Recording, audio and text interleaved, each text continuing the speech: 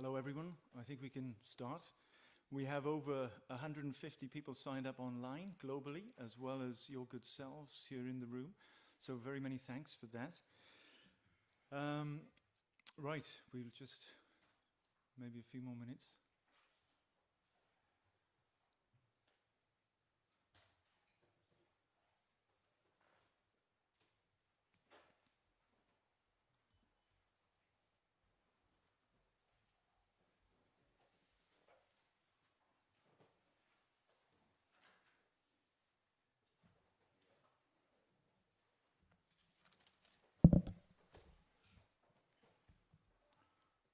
Right. Okay, everyone. So hello everyone, and thank you for your attendance today at the launch by the United Nations Office on Drugs and Crime of the 2020 World Drug Report. It gives me great pleasure to introduce you to UNODC Executive Director, Ms. Gada Wali, who will make some key remarks, followed by Ms. Angela May, to the right there, UNODC's Chief of the Research and Analysis Branch.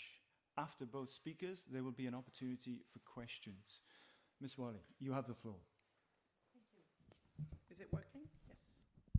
Morning, everyone, and thank you for being with us today. Thank you for joining us for the launch of the 2020 World Drug Report from UNODC. This year's launch of our flagship report comes at a challenging time, when many countries continue to struggle with the effects of the COVID-19 crisis. Indeed, we are meeting today for the most part virtually, although we have been very fortunate in Vienna and Austria to be spared the worst of the situation with respect to the virus. Every year, UNODC releases the World Drug Report to present an overview and analysis of global drug challenges, to improve understanding and contribute to solutions. We need evidence to understand the problems, and we need to work together to solve them with compassion. It is in that spirit that we present the World Drug Report. UNODC also issued a research brief on the effects of COVID-19 on the drug supply chain in May. And I encourage you to check this resource for more on this topic. The global overview provided by this year's World Drug Report shows that around 269 million people used drugs in 2018, up 30% from 2009. Adolescents and young adults account for the largest share of users. The increase in drug use reflects population growth, urbanization, and other factors.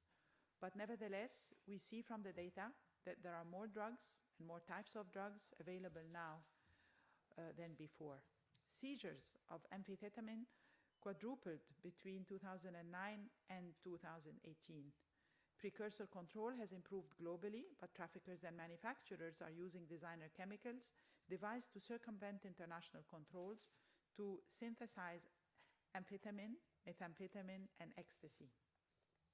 Production of heroin and cocaine remain among the highest levels recorded in modern times. In 2017, 585,000 people died in relation to drug use, up 1/4 from 2008. Over the past decade, the total number of deaths due to opioid use disorders went up 71%, with a 92% increase among women compared with 63% among men.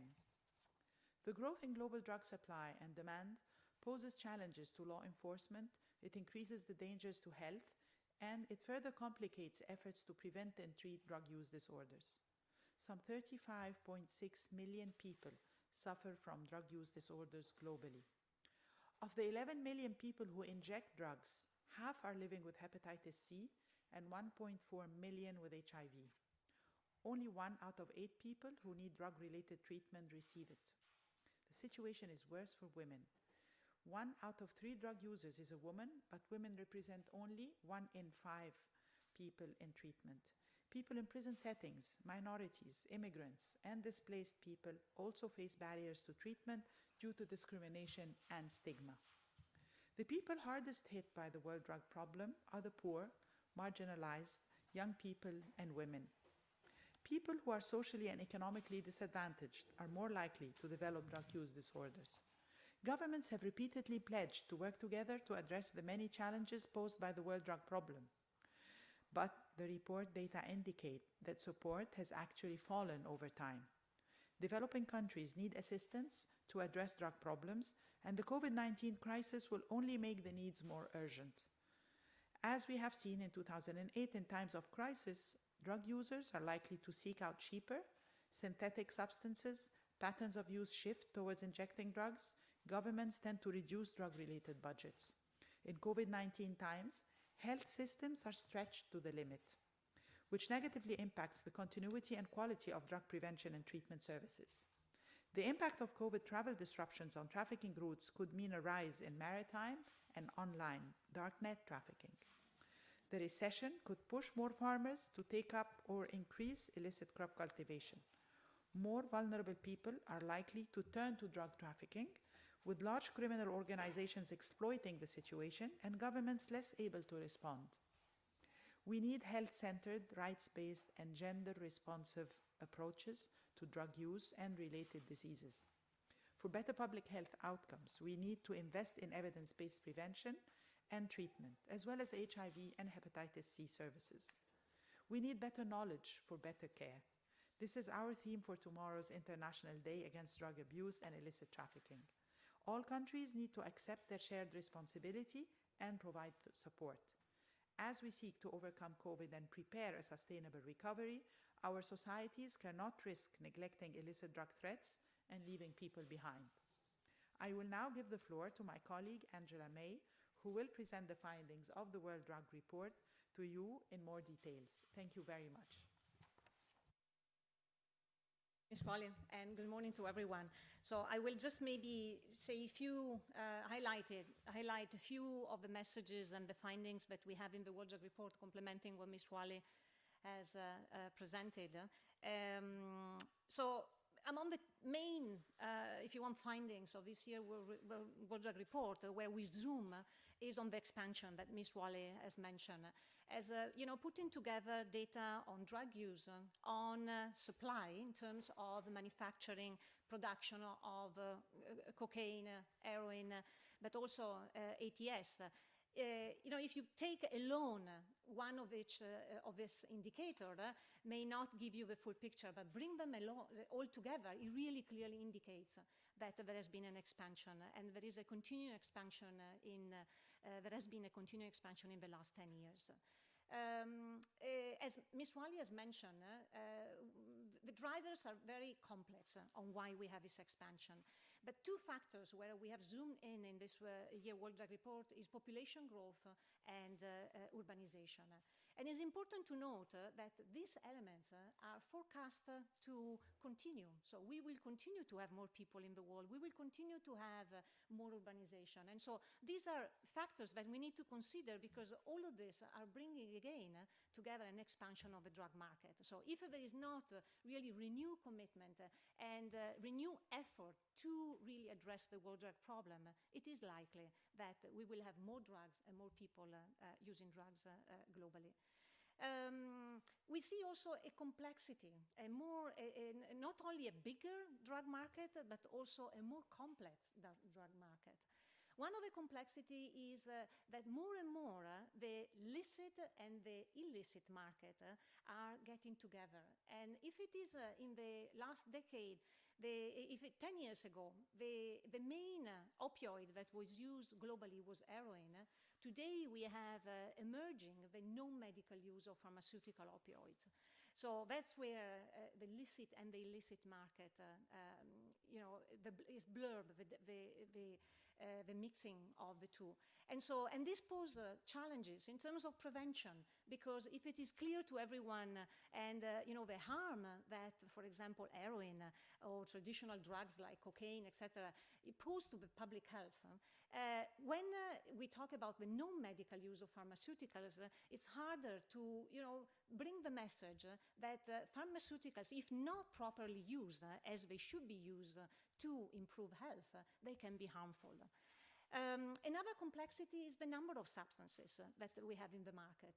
And, just to give you an example, there are 282 substances, drugs, that are under international control, meaning that all countries have committed to criminalize the production, the trafficking of those substances. But we have 950 what we call new psychoactive substances. So substances that are not under international control, but they are very harmful for the health. And even if these new substances have not really so far established their own niche market, like you may think about, again, cocaine or heroin, but we find them in combination of substances, so that users often, they don't know what they're taking. And this becomes particularly harmful because you have people ending up in the emergency room where doctors, they don't even know what to look for after they have exhausted the typical list of drugs to look for. And it's this complexity that is really challenging more today the government response to the drug than 20 years ago. What are also, if you want, the threat that the finding of this year World Drug Report highlights? And one is the fact that drug use is increasing more in developing countries than in developed countries. And this is due to the two factors that we mentioned earlier, population growth and urbanization. Developing countries are growing faster than developed, and also in terms of urbanization. There is a more concentration, a faster concentration into cities in developing countries. And also, the young population is growing in developing countries about 18%, compared to the decrease of the youth in developed countries. And so since, as Ms. Wally has mentioned earlier, the youth are the one that take the biggest share of drug use in all countries and globally. So the fact that this is growing faster in developing countries is more, it calls again for more attention, because in developing countries there is where we see the highest gap, for example, in terms of treatment for drug use. The other threat that we see is synthetic opioids. And particularly, you will see in the report we have a specific chapter on what we call the opioid crisis. But I want to highlight just one element, and the profitability of synthetic opioids for traffickers, and the potential threat that they may also substitute a substance like heroin. Just to give you an example, fentanyl is, and the fentanyls, what we call, because there is a lot of like substances that they can be even more potent than fentanyl. So to produce 1 kilo of fentanyl, it costs the traffickers about between $1,000 to $2,000. If they sell that fentanyl in the street, they can sell it for about between 1 to 1.5 million. So think about the profit that and fentanyl can be made everywhere, while heroin and opium can be grown only where weather and geographical area allows.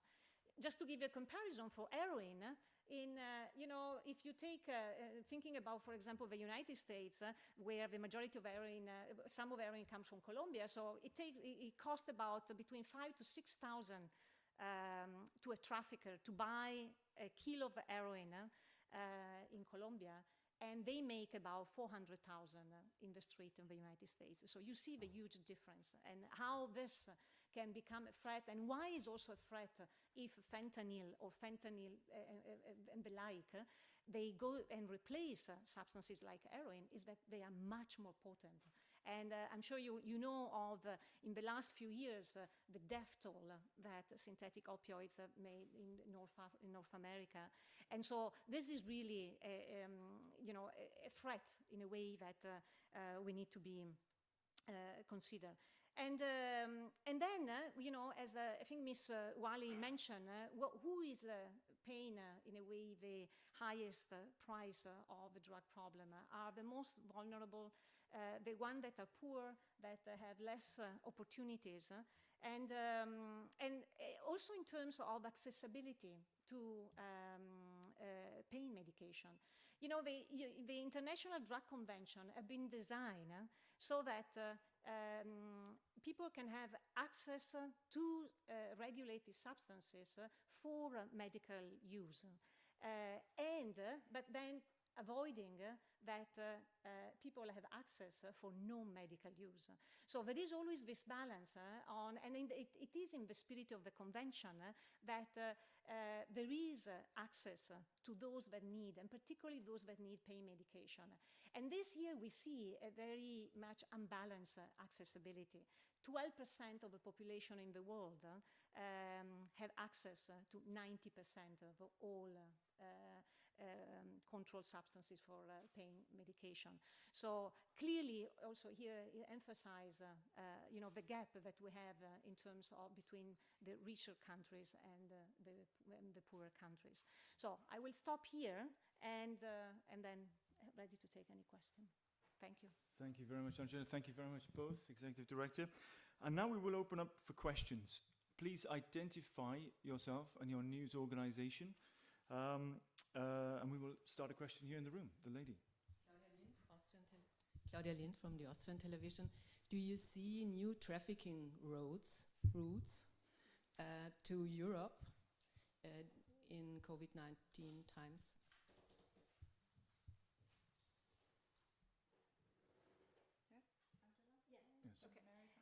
Yes. So yes, I mean, some we have seen that will remain the same. Like, for example, the typical maritime shipment of cocaine from Latin America to Europe, because we have been seeing large seizures still happening during lockdown in Europe. That so shows as that the large shipment are still going on cocaine. But where we have detected that a possible shift is through the Indian Ocean and for heroin, because heroin is typically transported by land. Being Afghanistan, the largest producer of heroin in the world, and the biggest trafficking route is from Afghanistan to Europe through the Balkan route. So we have seen an increase of seizures in the Indian Ocean that is probably pointing to the fact that probably traffickers are trying to avoid land routes and more going through maritime route for the heroin trafficking. And also for the cocaine, the land transportation within Latin America, that goes from Colombia more toward North America, that has been moving more to, like, for example, river transportation. So definitely a shift to maritime. Shift to the water. Yes. Sir, this gentleman here.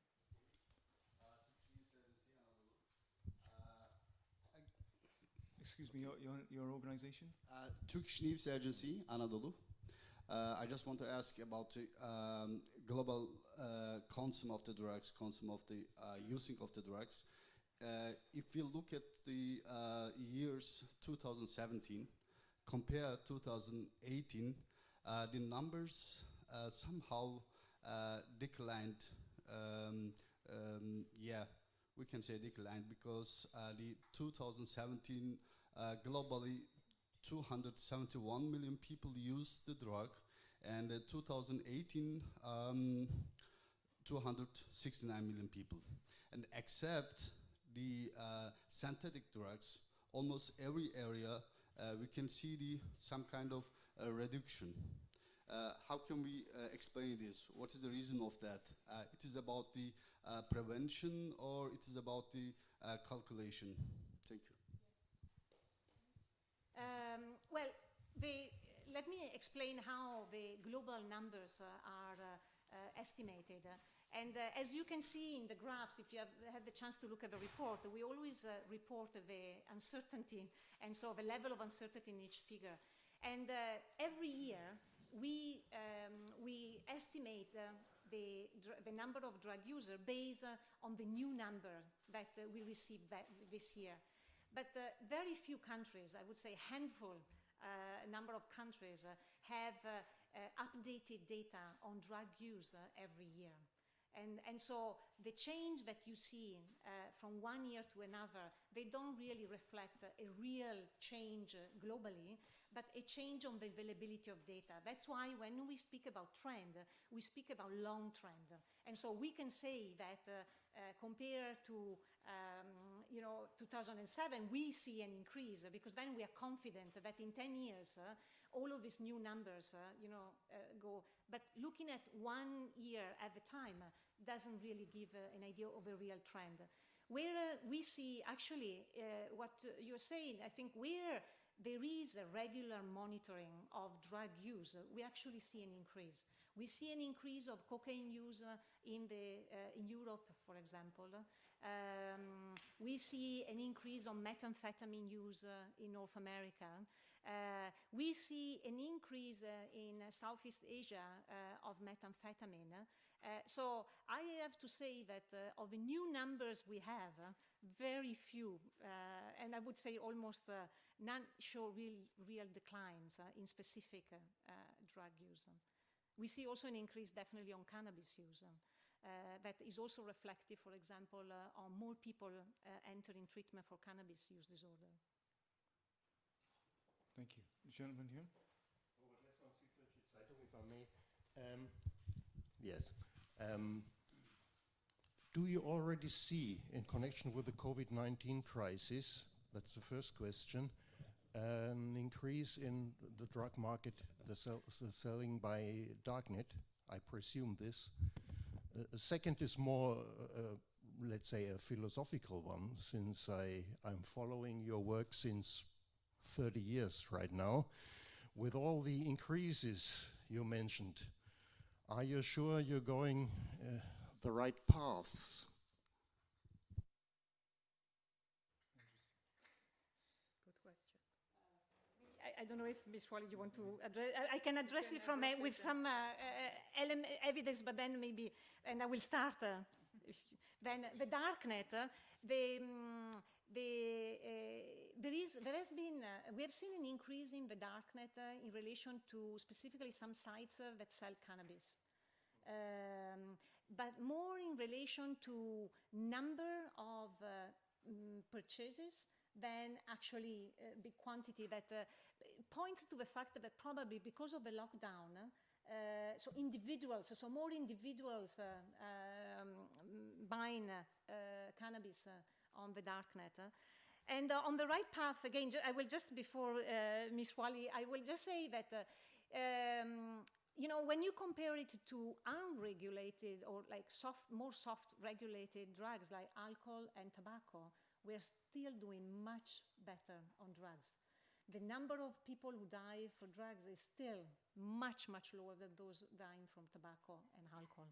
But if the question, if we are on the right path or not, I think what we should question is, are we putting behind this enough resources? Is there enough regional and global collaboration? Is there enough leadership and commitment from different countries to really stop this market?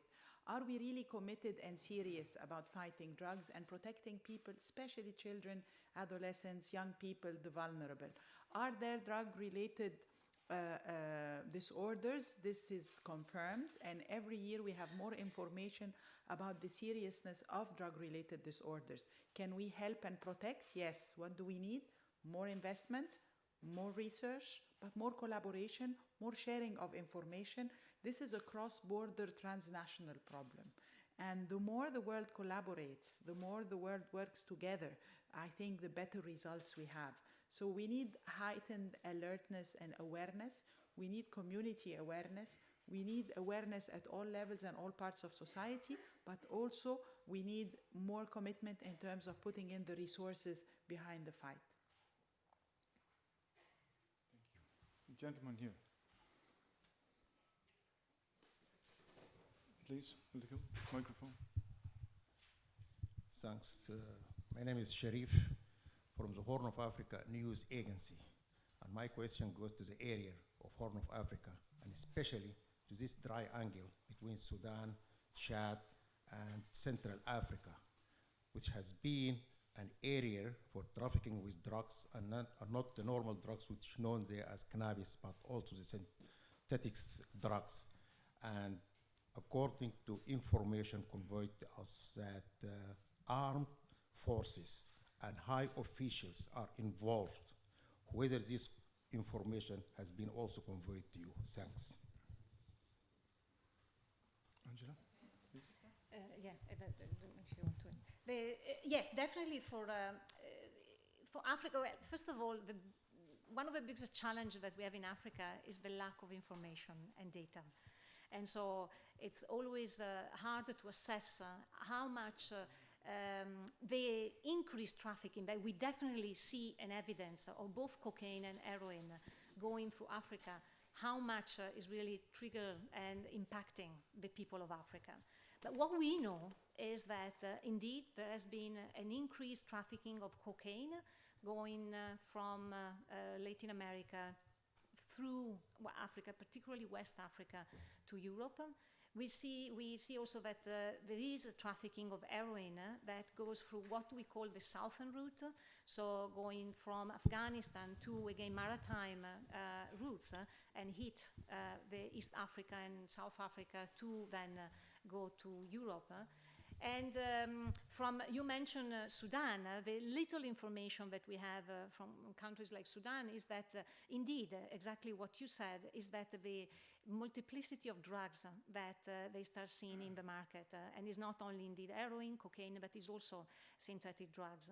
And some evidence of some laboratory dismantle in few countries in Africa, again, point that there is some manufacturing, is not as large as we see, for example, in Southeast Asia, North America, in other elements, but these are the few, if you want, tip of the iceberg that we see that identify the problem. The only data that we have for scientific data on the impact of the population of Africa is data from Nigeria, where it clearly shows the high level of drug use,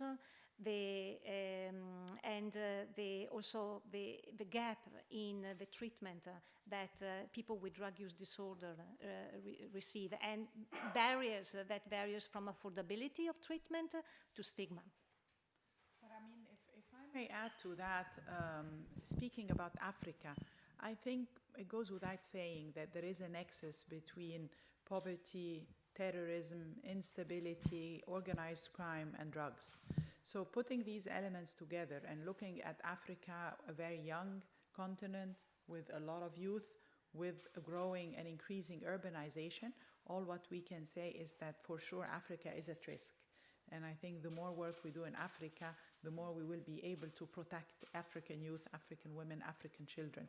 Vulnerable communities are at risk because it is a transit, because there are signs of production, and because with a growth in youth and an increase in stability in some parts of Africa, we're definitely at great risk in Africa. If I may take, I'm also taking online. We have 150. Right. So if I may take this question online, this is from Made Anthony Eswara from the Jakarta Post in Indonesia. Firstly, how are drug rings taking advantage of COVID-19 in Southeast Asia? How do they get around the border controls, and what can countries like Indonesia do to curb drug trafficking and abuse? Okay. Okay, can you just repeat the first part? Indonesia, but the first part of the question, okay. Who is taking advantage? How are drug rings taking advantage of the COVID-19 pandemic in Southeast Asia? Okay, well, in Southeast Asia, what again we have seen is that there has been less of an impact of the lockdown, because the main substance that is used in Southeast Asia is methamphetamine, and methamphetamine is used and produced from the region. And so there has been not a big disruption, as maybe we have seen for other drugs, in relation to precursors, because the precursors to manufacture methamphetamine in Southeast Asia, they come from the region. So they have been, in a way, less, the routes and the trafficking and the dynamics have been less affected. So how do the traffickers take advantage of COVID? We have seen in parts of the world where organized crime organization have control of the territory is that they have, COVID has even empowered more to control the territory. We have seen organizations that have provided protection to the population to gain, in a way, population favor in the situation of the COVID. So that is the way how, organized crime organizations have taken advantage of the COVID. Where they are more likely also to take advantage of the COVID in the future is also in the infiltration to the legal economy. Just to say, next week we are releasing also a new research on exactly this, the impact of COVID on organized crime groups in relation to these elements, if you are interested. Again, in general, if COVID is going to leave youth jobless, if people are losing jobs, they are more vulnerable to organized crime. They are more vulnerable to illicit trafficking, to being dragged into illicit economy, because joblessness, poverty puts a lot of pressure on people. Ms. Lind, do you want to follow up and then? Is growing poppies in Afghanistan a warmonger? There is definitely a relationship between the instability and drug production in Afghanistan. Do you want to add to this?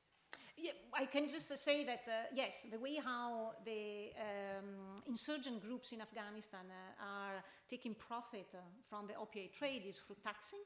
So they tax both the cultivation, the manufacture and the trafficking of opium and heroin, and also through, in some cases, also direct involvement in the manufacturing of heroin and trafficking. And just to give you an example, in 2018, just for taxing the sale of opium, the insurgent group in Afghanistan had 23 million. $29 million. 29 million, sorry. $29 million was just the taxation. Only the taxation, let alone where they are directly involved. Thank you, and the gentleman here. Hi, Russian news agency TASS, Dmitry Valev. First of all, thanks for providing such an opportunity to joining you today. I got a question. As I understood, you haven't mentioned the total deaths number of among the drug consumers in 2018. For example, previous time, last year, in your previous report, you have mentioned this amount. And do you have any special reason for not mentioning the total death number among the drug consumers in 2018? No, the latest number available on the deaths is 2017. I just want you can. I think all of you are aware because of monitoring deaths now in terms of COVID and how difficult it is to compare numbers across countries. And so I guess you may appreciate the challenges and the time that it takes to put together a number of drug-related deaths globally in a way that they are standardized. And so 2017 is the latest year that is available. It's quite complex because drug-related death to be reported can happen and be underreported in many countries because of the stigma related. Families might lose members to drugs without reporting the real reason for death. It's very complex. It is properly recorded when it happens in an institution or in a setting where it is officially reported. Thank you. Albert. Thank you. My name is Albert Otti, German press agency, DPA. I have one follow-up question. You said that organized crime groups may infiltrate the legal economy because of COVID. Could you expand on that? Because I don't really understand why they would do that because of COVID. And the other question is, in your section on COVID, you refer to the 2008 crisis. Could you expand a bit on what happened then, in more concrete terms? with the reference to, and again, you will find more information next week. The reference to the infiltration in the legal economy is in relation to the large funds the government are disbursing to overcome the economic crisis. And that's where is the threat of organized crime. Money laundering. Organized crimes can use the money that they make out of drugs and infiltrate the economy, the legal economy, for money laundering purposes. Yeah. And then on the 2008 crisis, what it was visible there, first is that because of the shrinking of also public resources, there's, in some countries there is also a decrease in resources given to institutions to fight the drug problem, both health and law enforcement organization. But also we have seen that some the users, in some cases there is a documented increase in drug use, and also particularly for certain drugs that are cheaper, but sometimes they can even be more harmful. And that's why one of the things that we have highlighted as a possible, again, threat with COVID is that when you cannot find the drugs, particularly, when you have an addiction that you don't stop overnight, the threat is that you go and look for everything that you have available, and often this can be quite harmful. What is an example for such cheaper? Crocodile, it was called crocodile in the Russian Federation. It was made, and it was a substance that was used, and when injected was much more harmful than heroin. Pure coca. So it's less pure in terms of less purity, or just totally different composition? Totally different composition on something that you could buy out of a counter. Okay, thank you. Robert?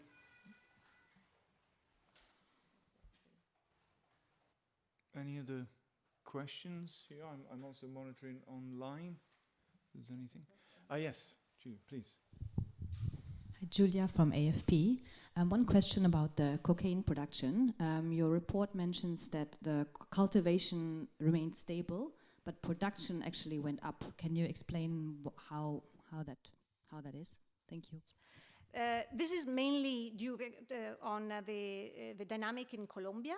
That is the main producer and cultivator of coca. And what is happening there is that there is an increased concentration of cocaine cultivation and production. And if before you would have different stages in different locations, like you have the farmers that grow the coca leaf, then the farmer will sell the coca leaf to others to produce the paste, and then in other laboratories you would have the cocaine HCl manufacture. Now there is much more of a concentration, and so in the same area, in a way, farmers and traffickers are together, and then they go into all the stages, and this is making the production more efficient. So with the same amount of hectares and with the same amount of yield, then you produce more cocaine. So value chain is more effective. Yes. I think we're done. I guess we're done. Right? Yes. Thank you, everyone. Thank you for coming today. Thank you. And just one last announcement. Tomorrow at there's a special C&D event where Ms. Mwali will be there, as also the Austrian Foreign Minister, and you're all invited to cover that as well. That's at 2 p.m. tomorrow. So thank you very much. Thank you.